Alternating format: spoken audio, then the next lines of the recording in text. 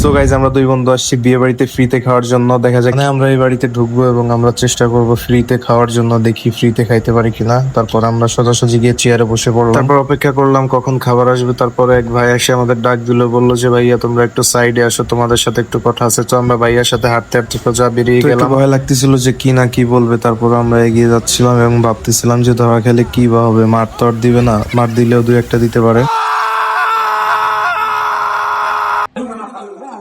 ছেলে পক্ষে না মেয়ে পক্ষে? ভাই আপনি কোন পক্ষের? আপনাদের তো চিনলাম না। কেন ভাই রিজিকের মালিক তো আল্লাহ। তাই আল্লাহ আপনাদের খাবার দিছে না? অবশ্যই আল্লাহ আমার রিজিক এই জায়গা রাখছে, তাই আমরা আসছি।